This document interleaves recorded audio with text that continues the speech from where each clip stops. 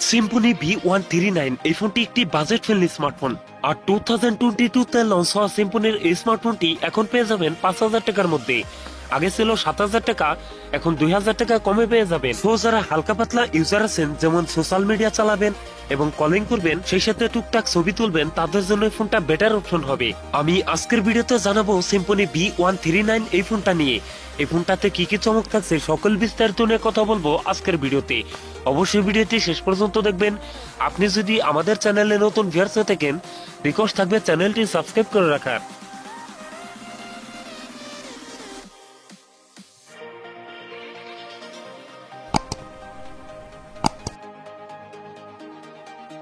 প্রিয় দর্শক বন্ধুরা, ভিডিওটি শুরু করার আগে ভিডিও লাইক রেখে থাকবে মাত্র 100। আশা করি কমপ্লিট করে দেবেন। প্রথমে কথা বলি এই ফোনটা ডিজাইন এবং এর বিল কোয়ালিটি নিয়ে। এই ফোনটি রিয়ার পার্টে থাকছে প্লাস্টিক বা পলিকার্বনেট, তবে সাথে থাকছে সুন্দর ডিজাইন। আরেকটি স্কোয়ার সার্কেলে থাকছে ফোনটা ক্যামেরা সেটআপ গুলো। এছাড়াও এই ফোনটা ওর ডিস্ট্রিবিউশন বেশ ভালো। আর ফোনটির সামনের দিকে থাকছে ফুল বি ডিসপ্লে, যেখানে বসানো আছে ফোনটা সেলফি ক্যামেরা।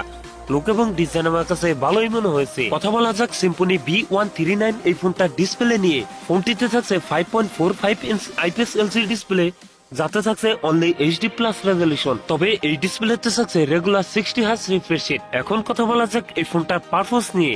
ফোনটি রান করছে অ্যান্ড্রয়েড 11 আর চিপসেট হিসেবে ফোনটিতে থাকছে ইউনি SoC 9832E, যেটি 28 ন্যানোমিটার বেসড অক্টাকোর প্রসেসর।